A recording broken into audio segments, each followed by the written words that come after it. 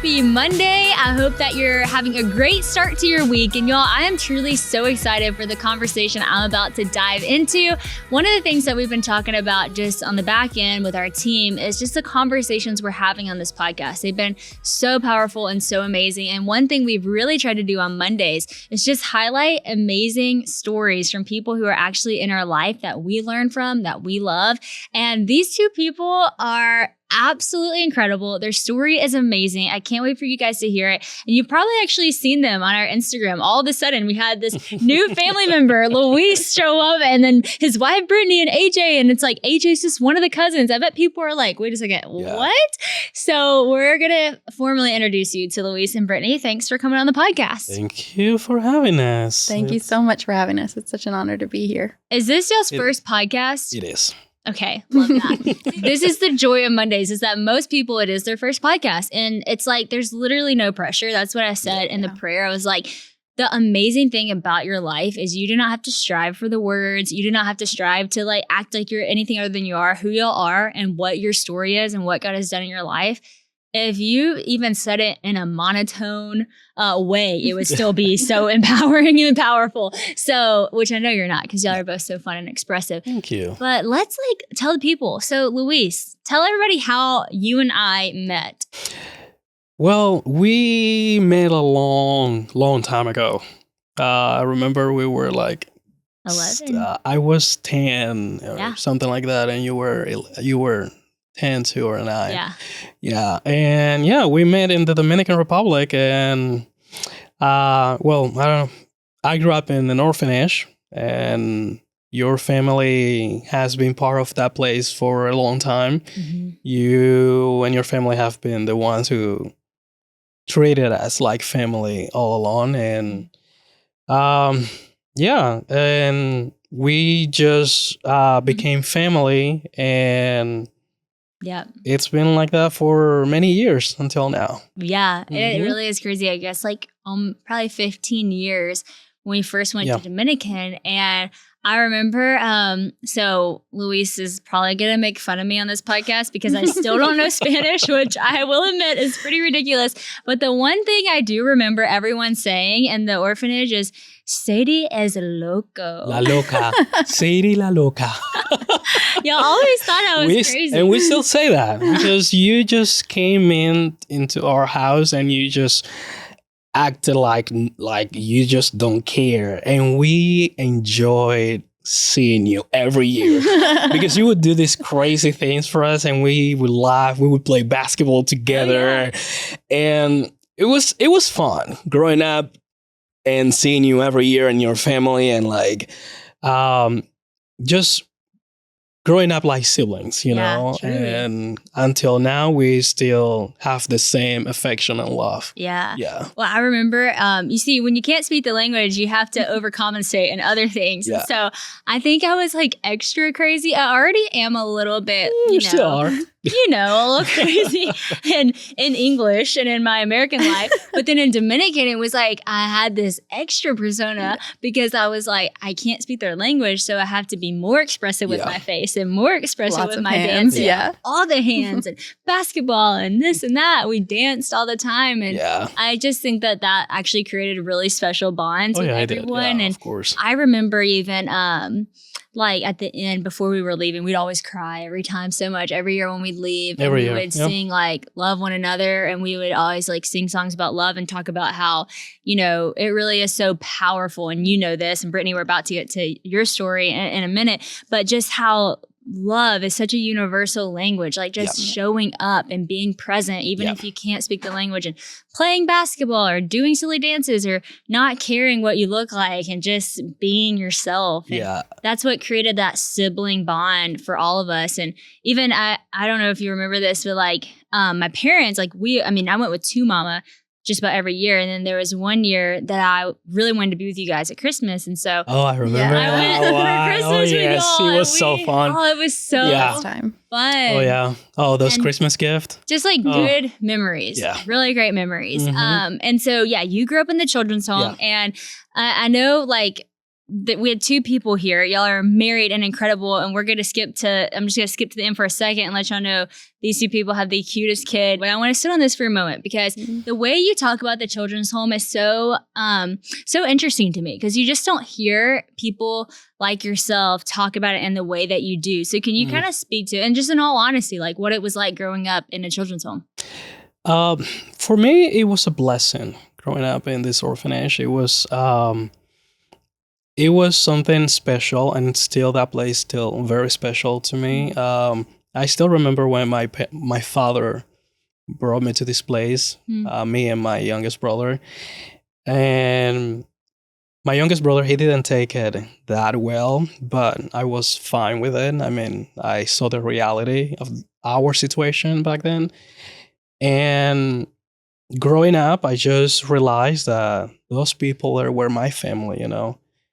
And I remember in high school, people would ask me, hey, how do you feel growing up in an orphanage and not having your parents with you? And I always said, it's the biggest blessing I've ever had, you know, because yes, I didn't have my parents with me, but I had the opportunity to have more than two parents, you know, people that took care of me. I grew up with 18 siblings. Like that's fun, you know? And I always saw the big picture of the situation. If I'm here, it's because it's for a reason, you know? And and I remember growing up in this place, we got to meet you and your family, and you guys brought joy to our hearts, you know? You weren't the typical sponsors that say, all right, we're just gonna send money down there and take care of these kids. You showed up every year, you know, and for us, that meant a lot. Because we got used to your presence every year, and we were like, all right, let's get ready for the summer. The family's coming again, and we need to get ready for all the energy they're bringing in, you know? But it was fun, and that place is still, I call it my home, you know? When I think about my parents, I think about those people that raised me. When I think about my siblings, I think about 18 kids that I grew up with. And now being here in America, I just feel that I want to give that to AJ too, you know? Give him the opportunity to grow up with his parents and have a family around, you know? Yeah. A big family. Yeah, big family. He's got a lot of cousins now. Oh, yes. Oh, yes. He's getting used to the cousin life, and he's loving it. Yeah, him and Honey are so cute playing together. It is so funny seeing their little personalities and their little minds working fast with what they're going to do and how they're going to act together. It's just so cute. He's definitely jumped right in. I think the hardest transition was AJ becoming another grandkid because of the attention that he was stealing from KK, my mom. All the other cousins were like, wait a second. Because AJ definitely gets the attention. He is so cute, and my mom adores him, and he adores mom. It's so sweet to see how fast they connected, though. Yeah. Like we are family. We've grown up together. We met you, and it was so natural. But then to see AJ and how natural he is with my parents and with the cousins, like he just fit right in. It's like so beautiful. But I want to touch on something you said, because we were telling you this and you were surprised by this when I was saying that, you know, we actually online would get like hate, you know, for going down to the DR and doing the mission trips that we would do. And I say mission trips in quotes because I don't really like to necessarily call them that, because that is not really what it is. It's like we're going to visit people who we have a real relationship with. And while we're there, do we fix things? Yes. Do we help in whatever way? Yes. But like it was a relationship trip, like more so like the mission was going love. To see y'all, like to hang out and to be with y'all. And yes, we did Bible studies and like VBS, the camps and all the things. It was so fun, but it was interesting for you to hear. I was like, we would get hate because people would say like, you know, you should just send money. Like it's hurtful to go and to form relationships that then you leave and all of that. But it was really cool to hear you say like, no, that was not hurtful. That was so helpful to see y'all continue to grow up, like to see us continue to show up and our relationship continue to grow. And you're the only one here now, but you're not the only one that we still have a relationship with in the DR, which is really special. And now with social media, we get to keep up with everyone. And so I want to ask you, because before, when we were young, like we weren't, I don't want to say like famous because it feels weird to say that we're famous now, but we didn't have like Duck Dynasty. We didn't have a following. Did y'all know like what was going on in our life? I don't know about you, but grocery shopping can just feel like one more thing to do, especially with kids. It's hard to, when you have more than one, keep them in the buggy, keep them beside you and do the whole thing. Well, Hungry Root makes sticking to your health goals and grocery shopping so easy by sending you fresh, quality groceries and simple meal ideas. By taking a short, fun quiz, you let Hungry Root get to know your goals, tastes, and preferences. They'll even build a personalized cart with all of your weekly grocery needs and give suggestions on how to put those groceries to good use. Every order is fully customizable, so you can take Hungry Root's suggestion or you can choose anything you like. You can choose from fresh produce, quality meats, seafoods, smoothies, healthy snacks, and even kid snacks too. Hungry Root has got you covered with whatever you and your family eat. Plus, everything from Hungry Root follows a simple standard. It has to taste good, be quick to make, and contain whole, trusted ingredients. When Christian and I first did our Hungry Root quiz, it was really fun because there was all kinds of different things that we saw that we had never tried before, and things that we just typically wouldn't buy in our grocery order that we started buying because Hungry Root introduced it to us. We love it. There's also so many just like fun dessert snacks that Christian loves from Hungry Root, so they have everything across the board.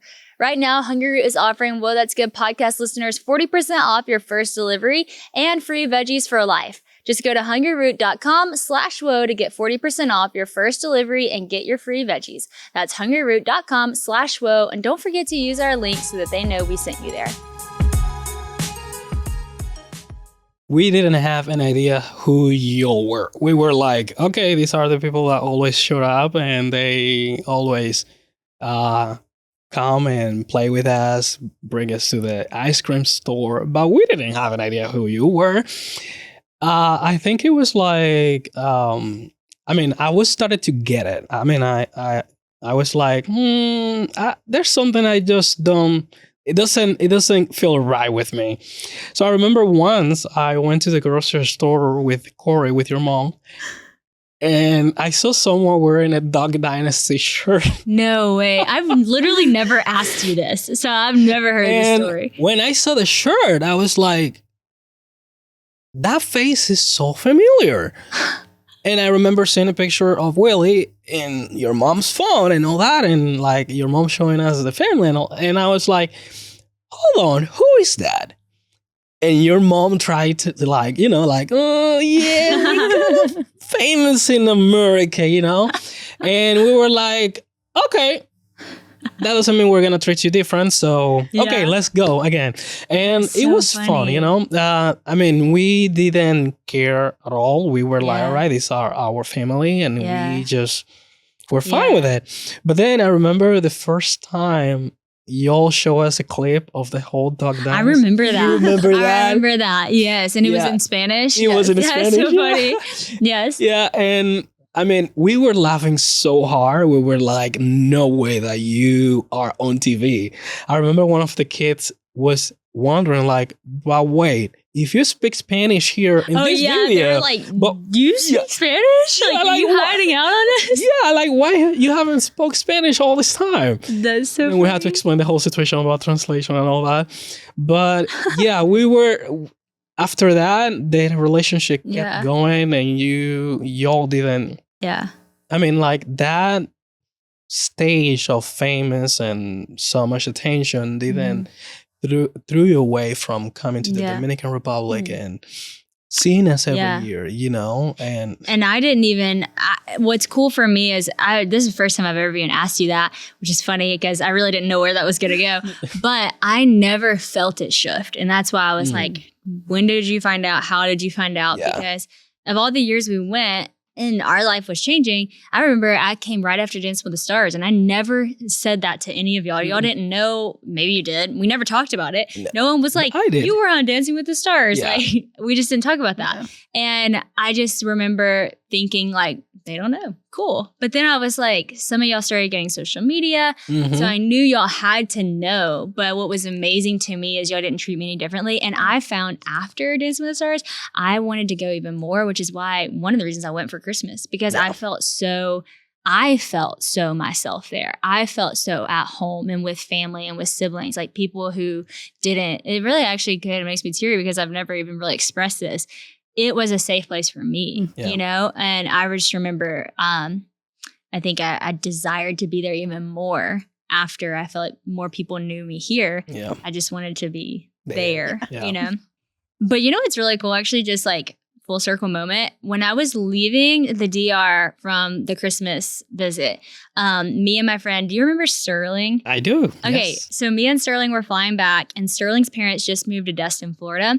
And so she went to the Destin terminal for the first time, and she was like, I can't believe my parents moved, like from where she lived in high school. And I went to the Monroe terminal in the airport. So we both split up, coming back from Dominican.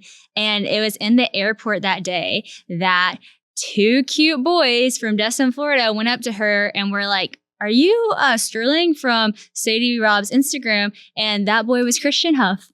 And that is where Sterling met Christian. And then I didn't meet him that day in the airport. I didn't know anything about Christian, but that's who Sterling connected with. And so that's how I got to know Christian, was through Sterling meeting her in the airport coming back from the DR. And I didn't meet him until 3 years later. Isn't that cool? That's crazy. So I know, but I had never shared that, but it was just like kind of just a cool coincidence. But anyway, so we have so much to unpack with this story, but let's get to Brittany. So how did you find yourself to the DR? Because you are not from the DR. I am not from the DR. So I'm actually originally from Maine, and I grew up just like going to church sometimes with my grandma. And as my life progressed, I really was not for church, not for God. I was very science-based and didn't want any part of it. But as I got older, I found myself more and more visiting a church. And I got involved. What stirred your heart more towards church? Just some of the people that were in my life at the time had invited me. I really wasn't looking for anything. I wasn't in the market to make any changes in my life. I love that phrasing. I was not in the market. I was not in the market for this. No. So I ended up just like attending this church, which was like, all right, I'll do it to see some of the people that I'm friends with outside of church a little bit more. And, I was taking classes online and working full time. And some of the classes that I was taking were with the youth pastor of the church that I was attending. So we knew each other from class and from around. And he had approached me one day and just said, hey, I had this woman back out. She was supposed to chaperone this mission trip to the DR. Is there any chance you'd be interested in that? And I said, well, how much does it cost? And he told me, and I said, this is the cheapest Caribbean vacation I will ever take. And I don't mind teenagers. So I was like, let's do it. So I signed up to go on this mission trip. I'm not a believer. I'm not any part of the church. I just go there sometimes on Sunday. So they invited me along, and I went on my first mission trip in 2011. And I actually had an encounter with God on that trip. Wow. That was July of 2011. And I got baptized in August of 2011. Wow. I just love it. I love that you weren't looking for it. You weren't even like in the church. It wasn't like, oh, I'm all in the church. I'm going on the mission trip. It's like, ooh, Dominican Republic. That's a vacay destination. I'll join. So you get down there, and then you come back, you get baptized. When did you actually move to the DR? So I had in 2011 a real heart connection with the country, with the people there, and just really felt, like you said, like it's my home. It's a safe place. It's where I feel my best. Yeah. So after that first trip, I was going on every single trip the church sent. I was using all of my vacation time, all of my spending money, like to go on these trips. So I went on about 8 trips. And at that point I said, you know, I really want to be here longer. And I tried to organize my life in a way that I could move there. Yeah. But it didn't work out from time to time. And I ended up really moving there in 2017. Okay, for so the that's first 6 time. years. So in those 8 times you went, did y'all know each other? No. So the first 8 times we did not know each other. Wow. But then I went a few more times before moving there. Wow. And we met on, I think it was my 12th trip. Wow. We met. Okay, so when y'all met, was it like love at first sight? How did y'all get to know each other? It was not love at first sight. No, I wouldn't say that either. But for me, I just felt comfortable being around her, like every time I would talk to her, it would be easy talking to her, and we spent the whole week working for the church and translating, going different places, building, and it was easy talking to her, and after they were supposed to leave, and all that, I went and said bye and all that. It was difficult for me. I felt like a part of me just left. After 7 days. Yeah. When you feel like that, when you feel just so real. You feel comfortable with someone, and it's just like after 10 minutes away, you just miss each other, yeah. But after that, we just kept talking, FaceTiming, and the whole story. And this is before, so you were still living in Maine when y'all would start FaceTiming? Yes. So that's like long distance to the next level. Yes. You're in a different country. Yes. Different country. The time changes half the year. And at the time, like, he speaks great English, but at the time it was still in development. And so it was the development phase, which I had to say is so impressive, Luis, like where you're at, because you worked really hard. How did you learn how to speak English? Well, you and your family, you were the ones that helped me get there.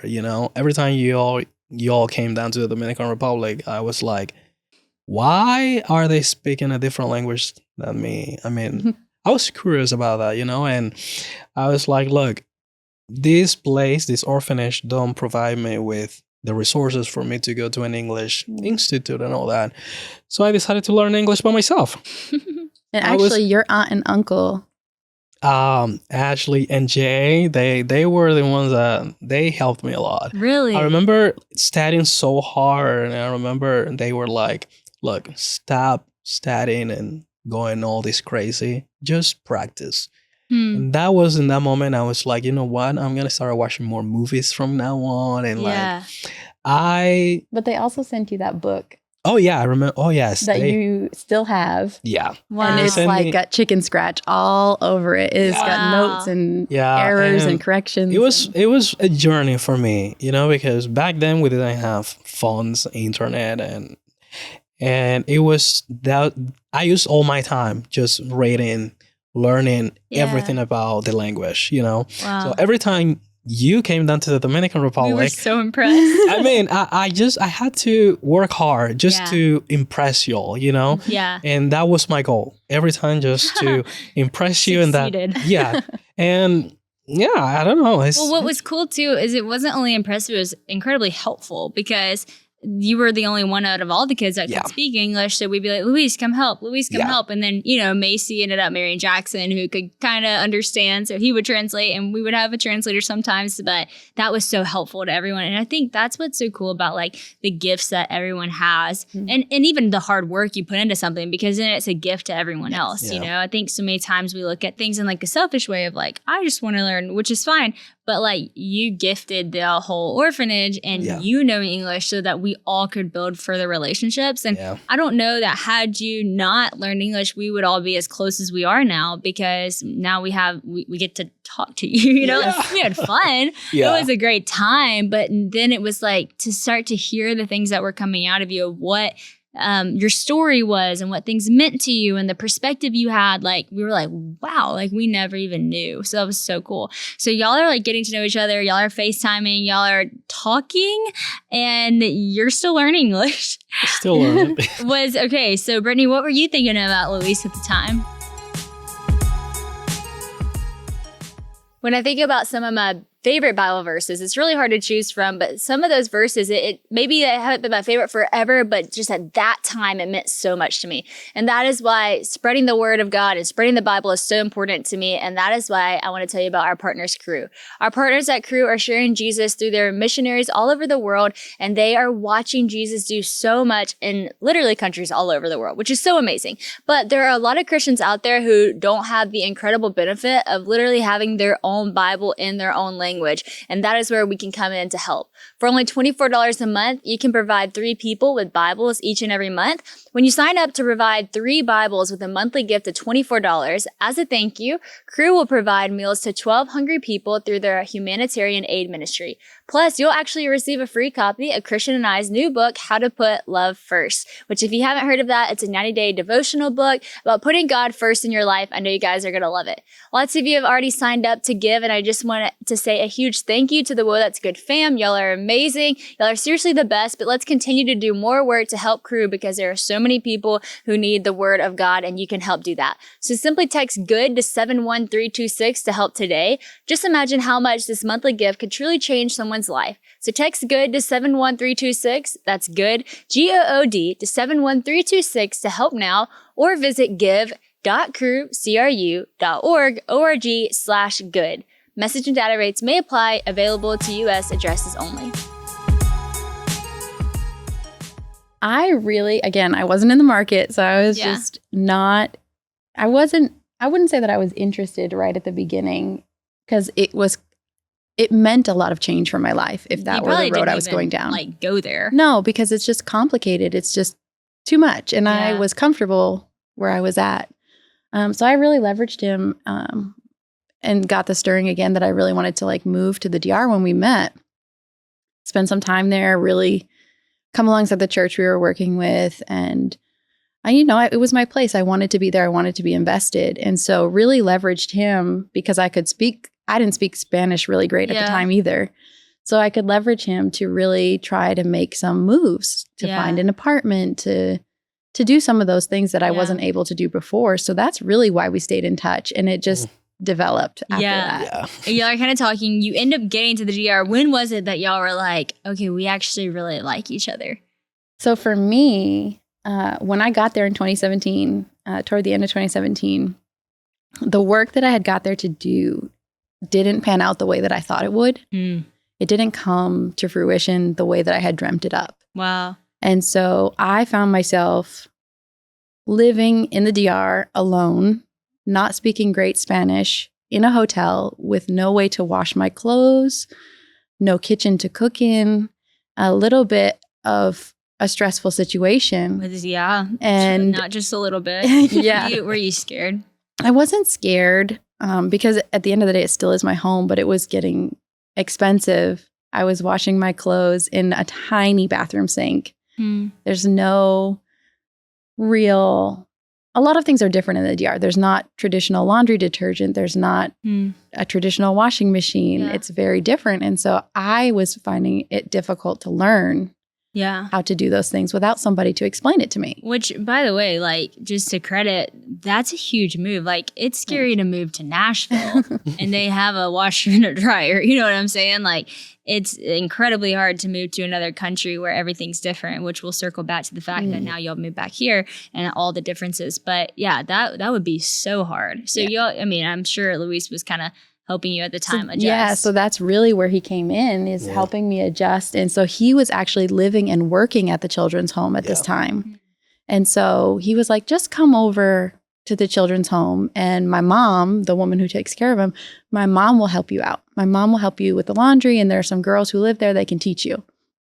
And so I went, and they truly just welcomed me in with open arms, and I felt immediately like I was family there.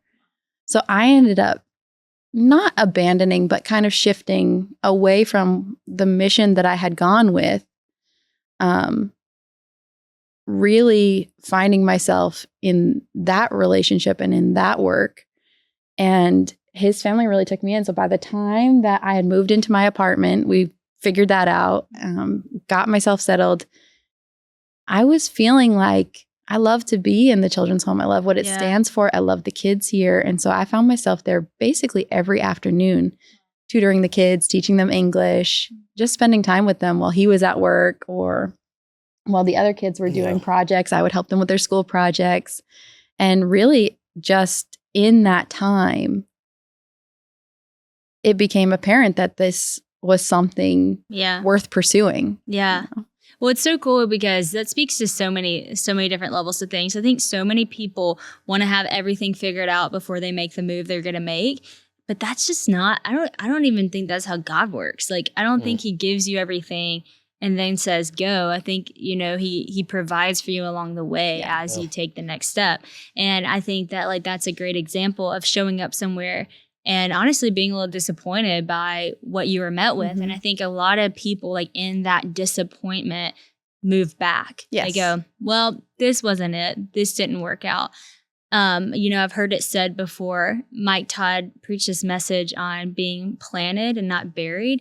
And he talks about how like when you plant a seed in the ground, it's the same thing that happens when you die, right? Because you bury something. But he said, and the same place where death normally occurs is actually where destiny begins, because it's in that place that looks like death that something begins to grow, roots begin to grow. And then all of a sudden, the fruit that comes from it is just amazing. The tree that's planted is amazing. That's so good. And that's like the beauty of commitment to something. And I think it's in that place when the seed's in the ground, when it looks like death, that most people tap out and they say, I'm going back home. This wasn't it. But if you stick with it and just keep watering that ground, man, you just don't know what the plan really was. You just don't really know what God was really doing with that. And you might have missed out on what was right around the corner, which was your future husband, the real mission you were there for, which was like the love and the relationships you built with those people. Now you have a son, you're here. Just like incredible destiny that was literally waiting on the other side of just a little bit more commitment and time. And so I think that's a message for everyone listening. I mean, you don't have to move to the Dominican Republic to feel like you're in a place of disappointment with what you thought the plan was going to be not shaping out to be what you thought it was going to be. And just knowing that it might not be what you thought, but it might be better. Honestly, this is so much better than probably what you thought. Okay, so things are starting to get obvious that you guys are, liking each other. Luis, when did you make the move? When were you like, hey, you're the one, my girl? I remember we went on this trip to Barahona. You remember Barahona, right? Yeah.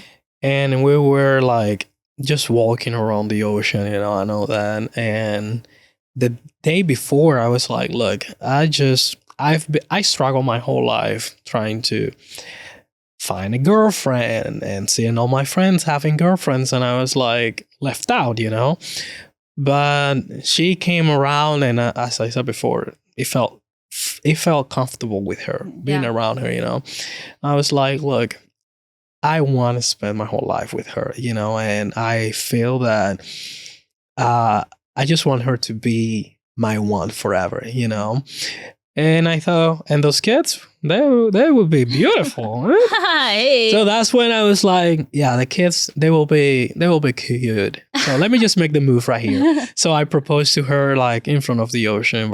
It was, not cameras, nothing, just me and her, And that's when we decided to spend our lifetime together.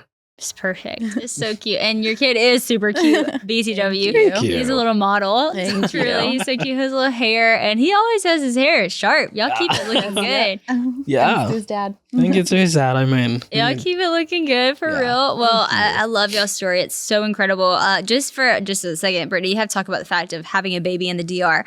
Like, what was that like? So it's not at all like in America. But it isn't all bad either. So it's just very different. The healthcare in the DR is actually free. So you can go to the public hospitals and get care that you need, and you pay for your prescriptions or whatever else. But they also have private clinics, some really good private clinics. But where we were living, where Luis is from, is not near the big cities. It's out there. It's closer to the Haitian border. It's in the mountains. It's a city, but it's small. And they actually had just built a new public hospital a couple of years before I moved there. And so it was clean and nice and new. So when we decided that we were going to start a family, or that we wanted to start a family, I said, I could do this. It's not that bad. It's clean. Because we actually had gone to the old hospital when I was living there the first time. We got in a motorcycle accident. So we went to the hospital. Like, thankfully, we were all right. Yeah. The man we hit took off. Which in Dominican, like everybody's on a motorcycle. So that's like very normal. Very normal. And no helmets. Like the whole deal is very there will crazy be and like chaotic. a whole family on one motorcycle. Like five people in one Yeah. motorcycle. Yeah, fine. And not even like big motorcycles that you see here, It's like just little ones. motorcycles, Little like ones. 5 people on it. Yeah. So we got in the accident. We went to the hospital and I had like some road rash. Yeah. But to clean it, the woman picked a razor blade up off the floor and cut my jeans open. And then she took an old soda bottle that had like a soap mixture in it with a hole in the top and like squirted it on me and started like cleaning off my wounds. And I was like, You're like, oh no. I'm just going to take care of this at home. I'm good. Like, this is good. So actually that was the first time I was living there. His family had taught me to do the laundry and all that stuff. And they actually cleaned my wounds and like took care of me that night. It wasn't that bad. But when we decided to have a family, I was like, that hospital would be a definite no. Yeah, that's good. But now they have a nice new hospital and like that's nice. a little bit more order to the yeah. chaos that existed previously. So we actually did all of my prenatal appointments at the clinic, the private clinic, but the doctor at the clinic is the same doctor at the hospital, and the clinic is older. So I went to see the doctor at the clinic, but gave birth in the hospital. And so when we got to the hospital, like my water broke, my family's not there. Yeah. Right. So I am solo, flying solo. His family is there, but also like. It's different. Yeah, it's just different. And so when and he wasn't allowed. Yeah. So Luis was not allowed. No, we didn't know that. Oh my gosh. At the time. So they had told me that nobody else could be there, but I thought my husband could be there. Yeah. So we got there and they were like, hi, what are you here for? Hello. I'm here to have a baby. Thank you. Oh my gosh. So they took me back and they said, okay, well, put on your birthing gown. And I said, where is it? They're like, you didn't bring one? I'm like, no, I didn't bring one. Oh my gosh. So Luis left the hospital, drove home, got me clothes to wear to give birth in. And then it was chaos. So he got me the clothes to give birth in. Came back to the hospital. Is that thankfully a with thing? clothes. Like, does everybody in Dominican know that you bring your your own everything? You bring your own clothing. You bring your own diapers. You bring your own. It's a free hospital. But you didn't know. I didn't know. Yeah. Oh my gosh. So I got there. He left to go get me those things. Came back, and I was in the there's like a stage before the delivery room where they kept you, and I was like, I'm about to have this baby. Just trying to explain to the nurse, like, I'm about to have this baby. And she's like, you're fine. Just relax. In Spanish, too. Yes. Yeah. And I'm just like, this baby is coming. And she's like, you're fine. Just relax. And then she came and she checked me and she was like, this baby is coming. Let's go. Oh my God. They put me in a wheelchair. They raised me to the back. And at this point is when they said, he can't be here anymore. And so I started to panic a little bit. Like, I speak Spanish, but in moments of anxiety or fear, it may leave me. Yeah. So I'm like, I don't know what to do. Thankfully, his best friend growing up and his wife, she's a doctor. Oh, wow. So we had called them when my water broke anyway. And she actually was on her way to the hospital and they actually let her scrub in. That's awesome. And so I was in the back about to give birth. And I said to my doctor, I said, I can't do it. I cannot do this. You are going to have to cut this baby out of me. Like, I cannot do it because in the DR, they also don't do any medications. So you're going in all natural, no choice. Oh my gosh. Forget a birth plan. There is no plan. There is no plan. This is going the most natural way possible. And so I told her, I can't do it. You're going to have to cut this baby out of me. And, I'm panicked. But then I heard our friend's voice and she said, you can do this. Wow. And so she was there with me. I don't think I opened my eyes once the whole time I was in the delivery room. Wow. And everything happened so fast. It was 30 minutes from arrival to delivery. Wow. Yeah.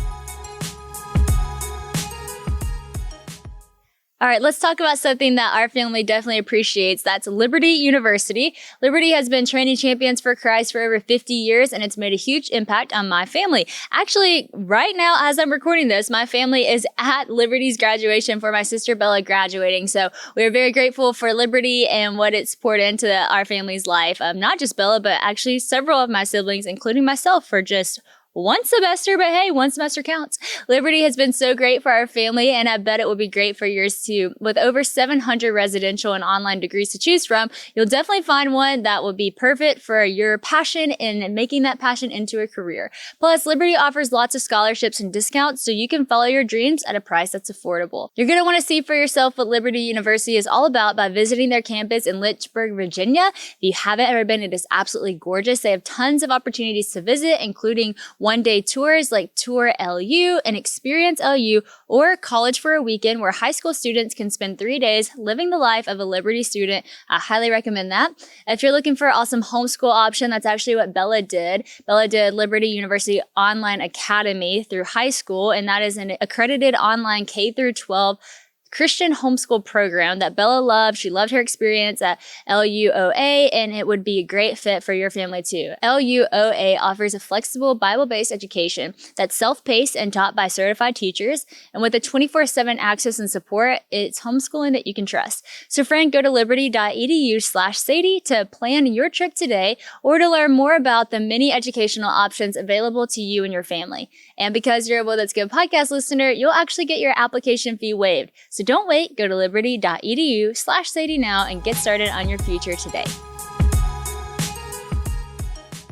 Oh my gosh. It's amazing, like the power of a friend and like the comfort of a friend. It's amazing. And how that like eased your mind. But you're so laid back, like you're so chill. I'm like not a chill person, as you guys know, hence the expressiveness.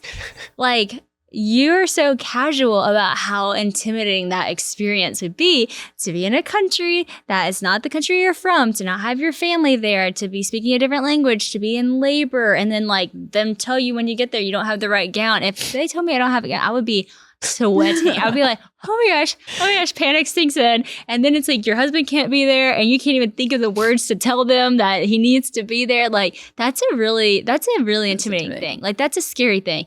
But not to mention moving to the DR is a scary thing. Living in a hotel is a scary thing. Like you're so relaxed about it. But can you speak into a little bit about, because both of you can speak to this, and we're going to get to your story on this in a second.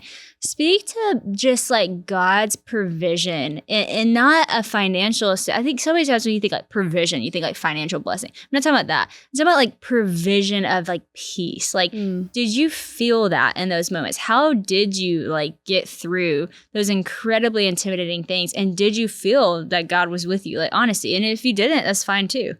I knew, especially around my pregnancy and the birth of our son, I knew that God was with me. And I knew that he would have to be in order for us to make it through.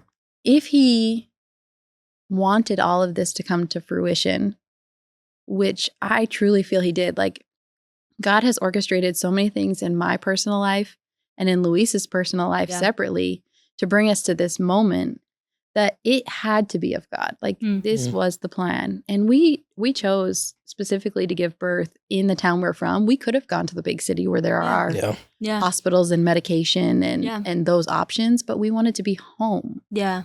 And so we knew when we made those choices that meant being at peace. Like you can't panic in that moment. You can't change your mind because the city is 4 hours away. Yeah, you've decided. Yeah, so when we made the decision, we were at peace with the decision. And so in that moment, I think you find yourself a lot more courageous. Gosh, that's good. Yeah, that's so good. Because people so often, they want the peace to be when they get to the delivery room, but that's not when you start searching for peace. Like it's before. And that's the thing where like they want it to be when you get to the DR. But if you wait for it to be when you get there, and then you're in the times where it's not going to be peaceful, because transition's not peaceful. Transition's awkward, you know, transition's hard. But that doesn't mean you don't have like an anchoring in your soul to know that you're in the right place at the right time. And that comes before, you know, like it's not waiting for you to get there when everything's figured out.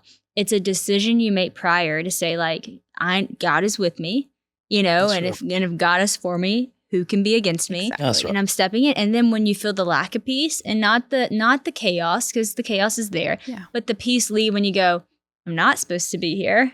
Then you figure it out. You know, you know when it's time. But just because it's chaotic doesn't mean it's not. I mean, think about labor. Like when you're at a 10, it ain't peaceful. Transition's hard. Transition's rough. But that doesn't mean that that's not where you're supposed to be, because that's when the baby comes. Yeah. And actually, I've heard it said, because I had actually planned to go natural with honey. I did not. I tapped out. I did have the access to the epidural, and I said, hit me with that thing. I changed my plan. I'm pressing the button, whatever I got to do.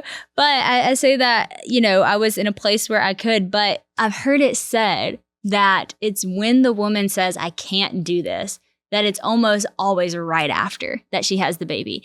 Because you have a moment where it feels physically impossible. Yes. It's the worst pain you're going to go through. But then it's the next moment that the baby comes. And that is so the picture of life, you know? It's like, there's gonna be the moments where you say, I can't do this. And it's normally the right after moment where you see why, you know? And so, Luis, in your own way, you had incredibly hard challenges to face, because there were probably a lot of times where you never thought you would ever live in Louisiana. Nope. And you strongly had a desire to, but that was in the world's eye, impossible for you to do. Impossible, yep. Speak a little bit to why. Well, it all goes back to me still living in the orphanage. I remember after I finished high school, I wanted to pursue a career in college, you know, with my friends. Like that was our goal, you know. But then I discovered that I didn't have a birth certificate in the Dominican Republic. That's pretty hard, because you can't do anything. You can't go to college. You can't get a job. You can't get a bank account. You can't do anything. You're just like a ghost walking around, you know. And when I met Britney, I told her my whole story, and I told her where I come from and what I'm struggling with. And I think also something that I was like, she's the perfect one, you know, because she was willing to move to the Dominican Republic and stay there with me, stuck in the Dominican Republic. And it didn't matter to her to give up all her advantages here in America, you know? And that was something I was like, thank you, God, for putting her in my path, you know?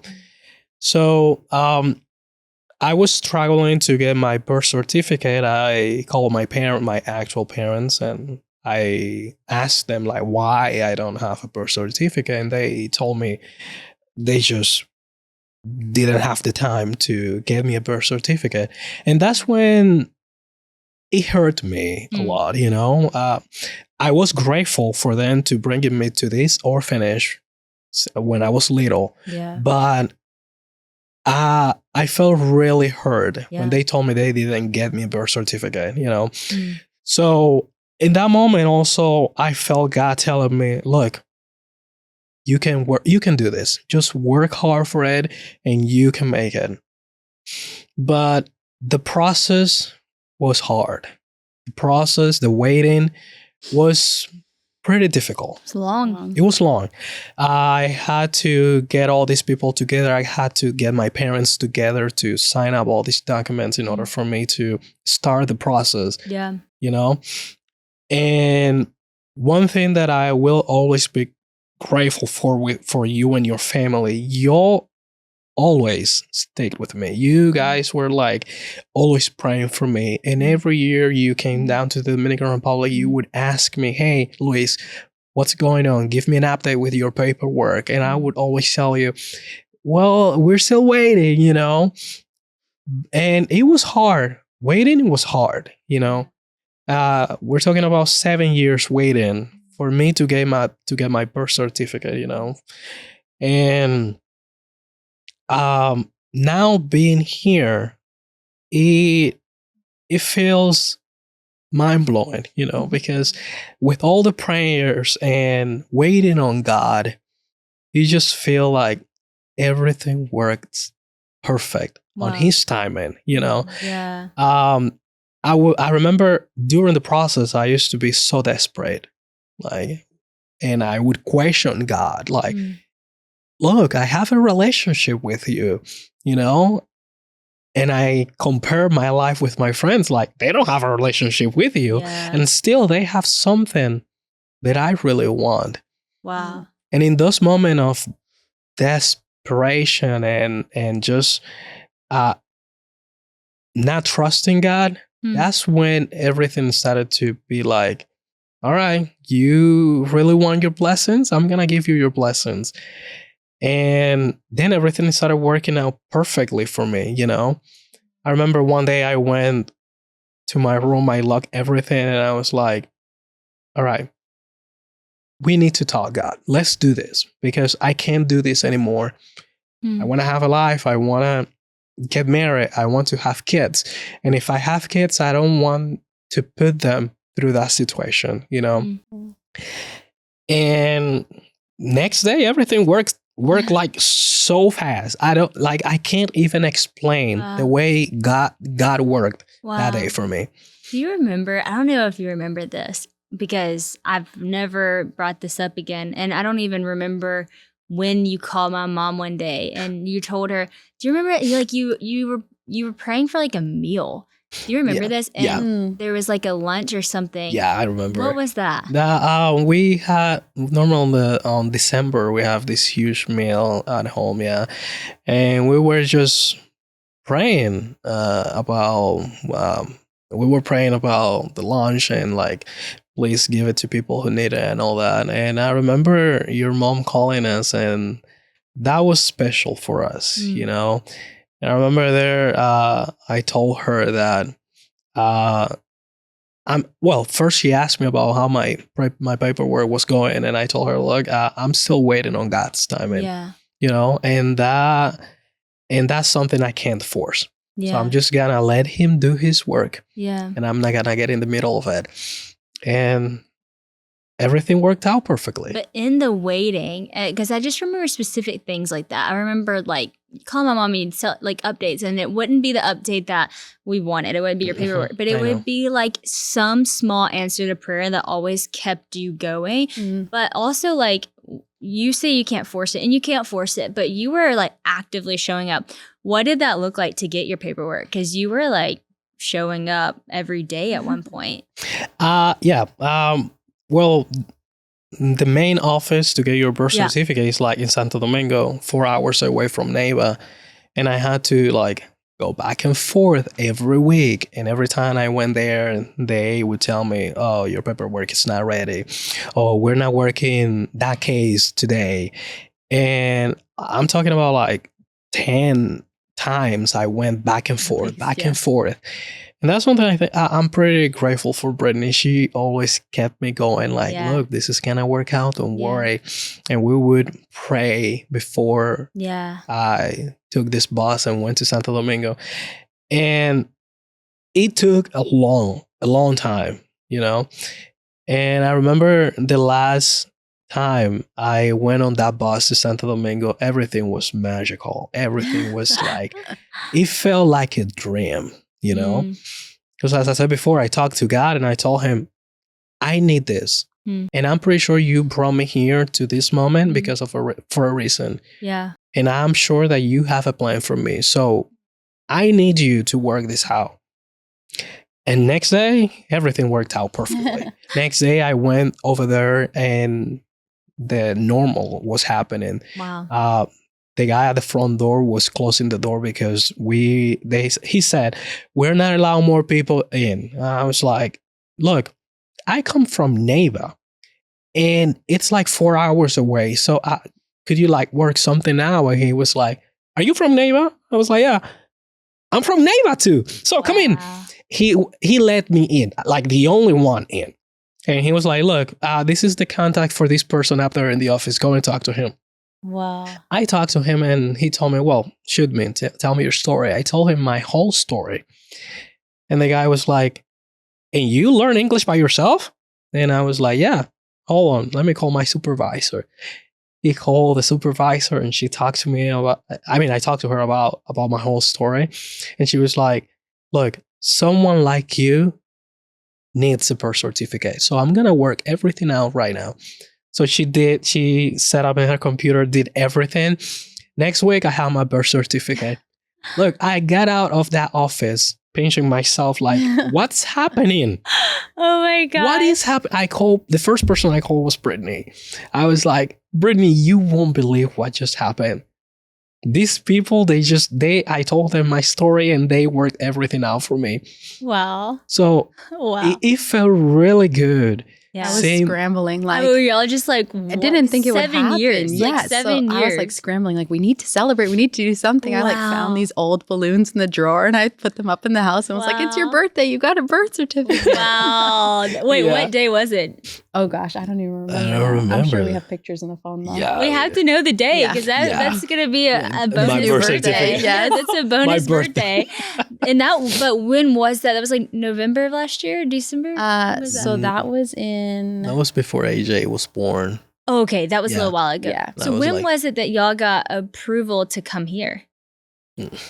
So when we got married, he did not have his paperwork, so we could not get legally married. Wow. So when we got married, I had said, I will spend the rest of my life on the island with you. Like, this is it. Like, we may never leave together.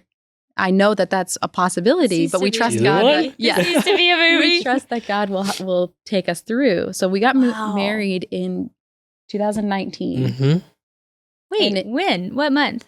May 21st. We got married November 2019. Yeah. Ooh. So we were May 21st of 2019. So we almost eloped. 5 years. Yes. 5 years. Yeah. Yeah, 5 years next week. Next week, yeah. And then he got his paperwork in 2020 because we got legally married almost a year to the date later. Yeah. Legally. As soon as we got married legally, we started the process to get him a green card so that we could travel back and forth to the States. At that time, we weren't moving here. Yeah, you just wanted to. We just wanted to be able to go with my family. Yeah. Some of my family's never met him. We got married before my mom even met him in person. Wow. Yeah. We like straight eloped. So it was a little crazy. But in 2020, we submitted the application for a green card. And I mean, gosh, we went probably almost 2 years before we even got the initial response. Yeah. Because COVID shut everything down. Oh, wow. Yeah. So we went probably almost 2 years before we got the initial response, like, fill out all these paperwork. Yeah. And in 2022, we really started that process. And then we had a couple deadlines in between, but they're really spaced out because the government just takes forever to process what you submit that first time. And then they take 6 months to process it. And then they ask you more questions. So it was in November, I think, of last year. We'd seen your parents a couple times. They'd come down. Yeah. You came down. And so we chatted about what life would look like if that green card comes through, when that green card comes through. And I said, I don't think he'll survive Maine. It's too cold. Everything is just very not Dominican. Yeah. So your mom had been like, why don't y'all come to Louisiana? It's really perfect. The weather's great. Y'all have family here. We had a kid the same age at the time when we, Honey and AJ were both just born. They were like a year, not even. No, they were like 4 months when they first came. No, they were older than 7 months. Was a little bit older than AJ. Yeah. Remember, we have a picture of you and AJ. She was AJ almost one. Oh yeah, there's one of Sadie and AJ and Honey together. One of me and AJ and Honey. And so I remember being like, y'all should move and we can raise our kids together. Yes. And your cousin Macy, she's the one who sealed the deal. One night after dinner, we stayed up late just chatting with her and her husband.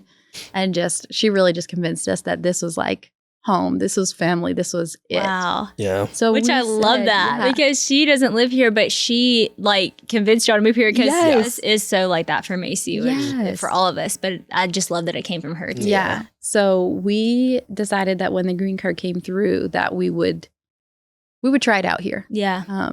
And so we got a call in November of last year that our appointment was coming up for our interview, which is the last step of the green card process. And it was the day after Christmas.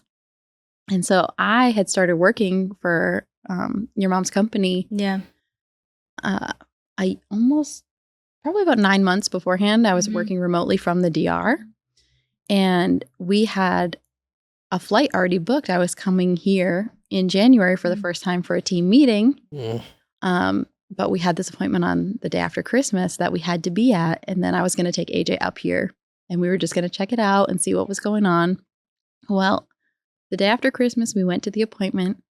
They asked us barely any questions because he speaks English. It was very clear we had a child together, that our relationship was legit. Yeah. And they approved his document right there in that moment. And so at that point, we called your mom, like so excited, like you won't even believe what's happening. And she somehow, I don't even know how this is possible, but she somehow convinced us to make the move.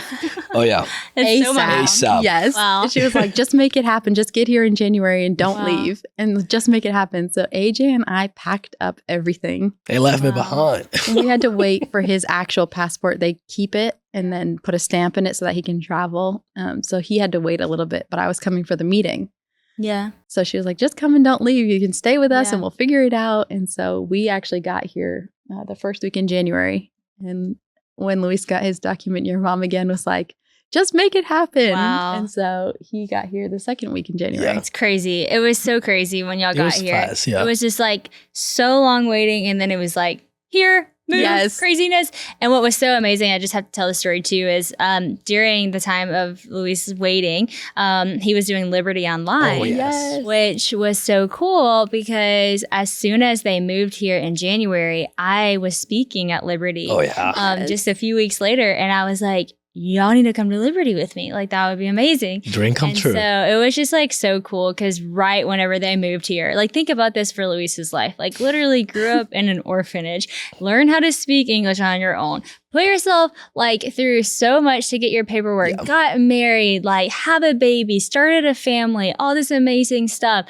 And then worked your butt off to do college online in English, nonetheless. And then gets the paperwork, gets the green card, moves here with his family, and then 2 weeks later gets to go to Liberty University. It was a dream come true. I mean, it was crazy. It was crazy. It was crazy. And then like how special that just this last month, Bella was graduating and Luis was also graduating from Liberty, and y'all got to walk together. What? It was a dream come true. I'm telling you, remember when I told you that I've been pinching myself to see if this is reality?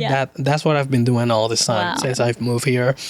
I started, I don't know if I said this before, when my friends went to college, I wanted to study. I mean, I love studying and I love the environment, and when I was offered to study at Liberty University online, I was like, of course, but I don't have a birth certificate, so how that would work?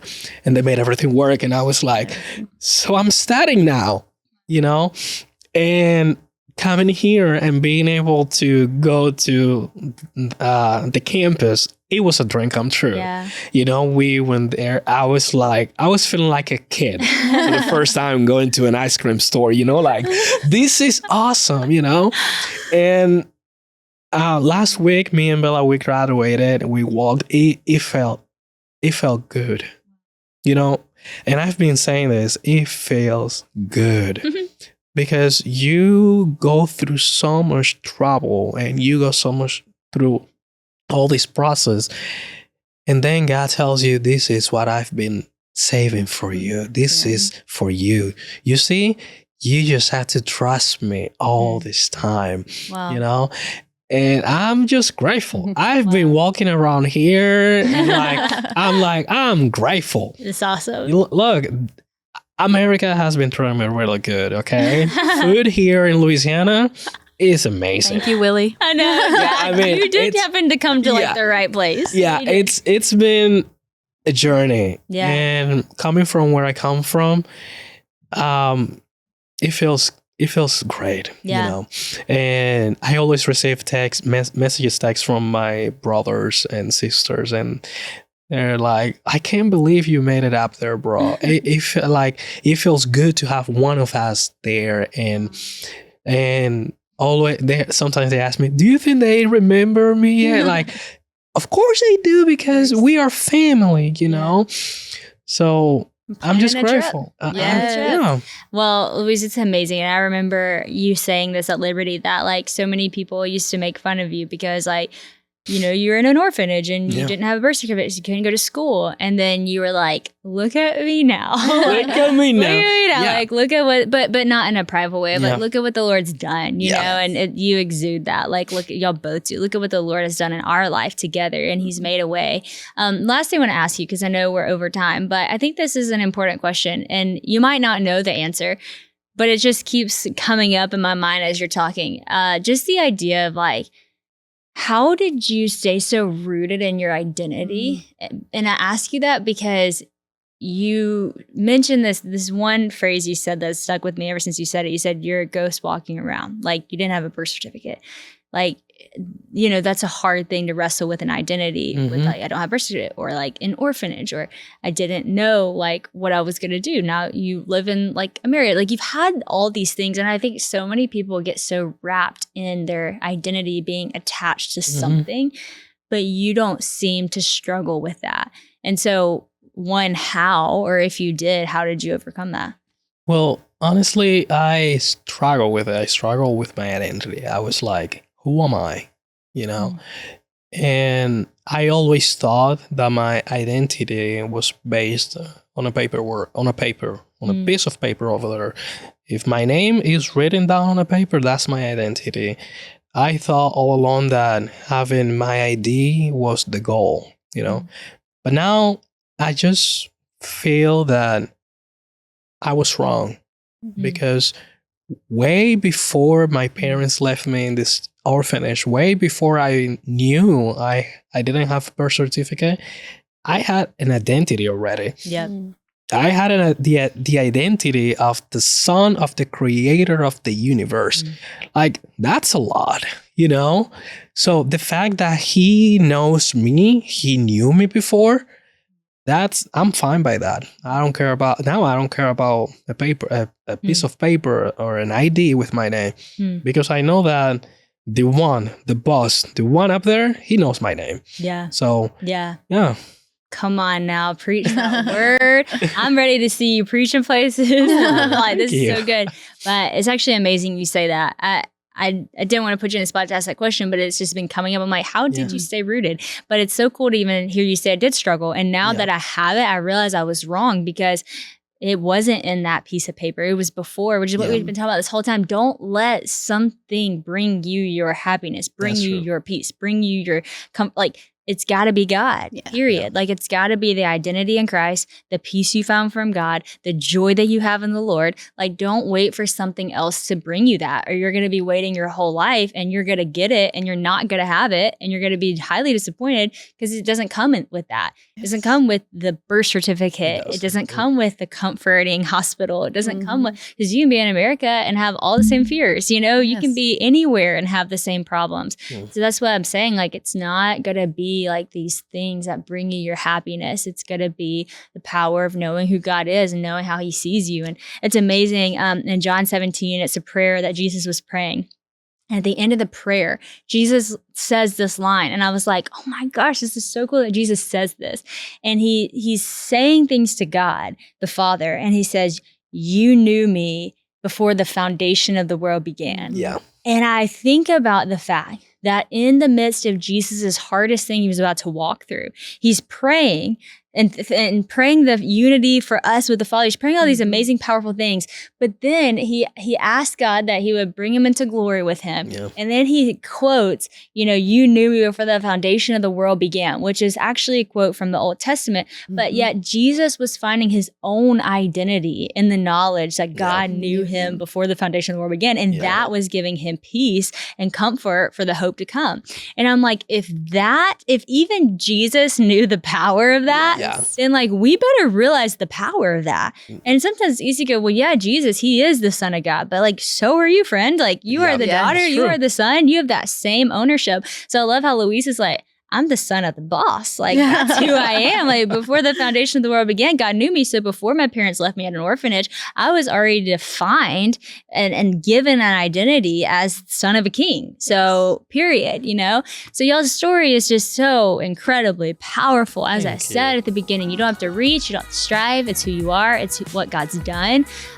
So thank y'all for the honor of getting to sit here and hear the whole story. Even though I've known y'all, I haven't even heard so much of that. So thank you for that. And to everyone listening, I hope that you're incredibly inspired. If you're not, you weren't listening.